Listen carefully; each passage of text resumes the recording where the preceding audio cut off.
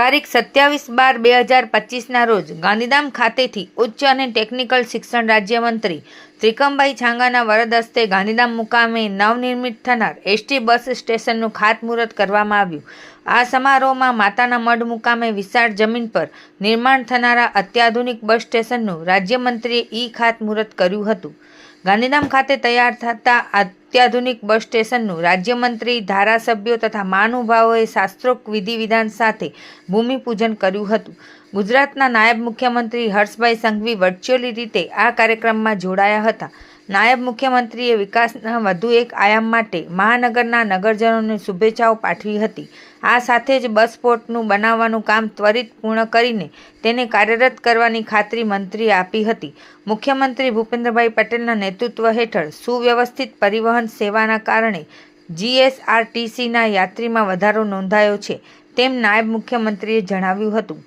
આ કાર્યક્રમ પ્રસંગે જિલ્લા પંચાયત પ્રમુખ જનકસિંહ જાડેજા, પૂર્વ વિધાનસભા અધ્યક્ષા ડૉક્ટર નીમાબેન આચાર્ય, મહાનગરપાલિકા કમિશનર મનીષભાઈ ગુરવાણી, એસટી વિભાગીય નિયામક એસ પટેલ, પ્રાંત અધિકારી સુરેશ ચૌધરી, દીનદયાળ પોર્ટના નાયબ ચીફ એન્જિનિયર શ્રીનિવાસન રાવ તથા આગેવાનોમાં દેવજીભાઈ વરચંદ, ધવલભાઈ આચાર્ય, એસટી વિભાગના કર્મચારીઓ, મોટી સંખ્યામાં નગરજનો ઉપસ્થિત રહ્યા હતા.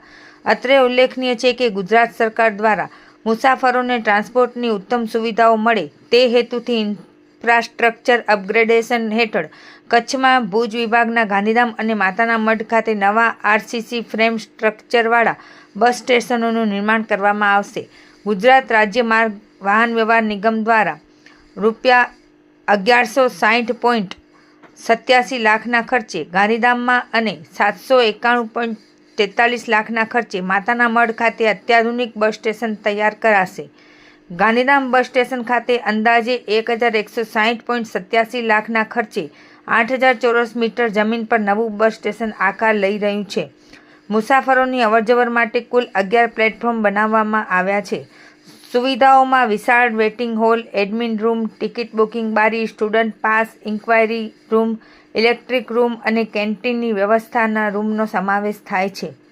ખાસ કરીને મહિલાઓ અને પુરુષો માટે અલગ વેઇટિંગ રૂમ તેમજ નાના બાળકો માટે baby feeding room, water area અને પાર્સલ રૂમની વ્યવસ્થા કરવામાં આવશે.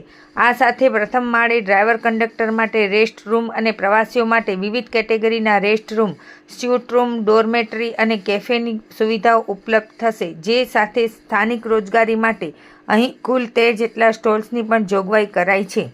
દિવ્યાંગો માટે વિશેષ આયોજન. બંને બસ સ્ટેશનોમાં દિવ્યાંગો માટે સ્પેશિયલ શૌચાલય અને સ્લોપિંગ રેમ્પ, વ્હીલચેરની સુવિધા, દ્રષ્ટિહીન મુસાફરો માટે બ્રેલ લિપિમાં સાઇનેજીસ અને ટેક્સટાઇલ ટાઇલ્સની ખાસ સુવિધાઓ ઉપલબ્ધ કરાશે.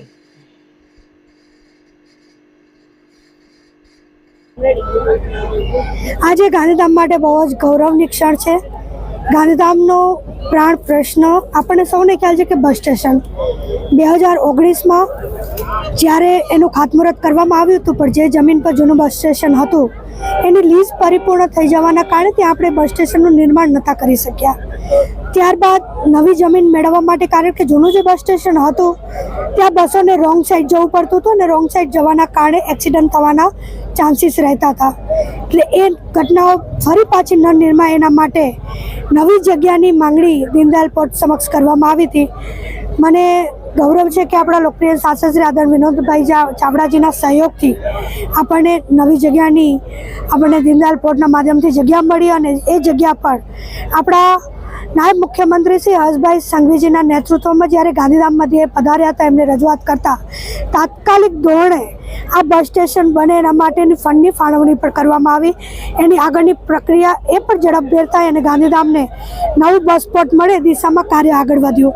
બધાનું આતુરતાનું અંત આજે આપણે સૌને જોયું કે આપણા નાયબ મુખ્યમંત્રી શ્રી હર્ષભાઈ સંઘવીજી સાથે જોડાઈ એમણે ગાંધીધામને શુભકામનાઓ પાઠવી. મંત્રી શ્રી ત્રિકમભાઈ છાંગા, સાંસદ શ્રી વિનોદભાઈ ચાવડા દ્વારા ધારાસભ્ય શ્રી પદમનસિંહ જાડેજા, જિલ્લા પંચાયત અધ્યક્ષ શ્રી જનકસિંહ જાડેજા તથા સર્વે અધિકારી પદાધિકારી, સમાજના સંસ્થાઓના સર્વે અગ્રણીજનો ઉપસ્થિત રહી આજે શુભ કાર્યમાં સર્વેને શુભકામનાઓ પાઠવી. કેટલા કરોડોના ખર્ચે આ બસ સ્ટેશનનું નિર્માણ થયું છે અને કેટલા સમયગાળાના અંતરમાં બની જશે? મને કહેતા આનંદ થાય છે કે આ બસ સ્ટેશન જ્યારે 2019માં ખાતમુહૂર્ત કર્યું હતું ત્યારે એનું બજેટ 3 કરોડનું હતું. જ્યારે નવી આપણે બજેટની ફાળવણી થઈ, નવી જમીન મળી, આજે આપણું બસ સ્ટેશન એ 11.61 કરોડના ખર્ચે બનવા જઈ રહ્યું છે. એની સાથે આજે ખાતમુહૂર્ત કર્યું છે અને 12 મહિનાની સમય મર્યાદાની અંદર આપણું બસ સ્ટેશન એ તૈયાર થશે અને નગરજનોને એનો પૂરો લાભ મળશે.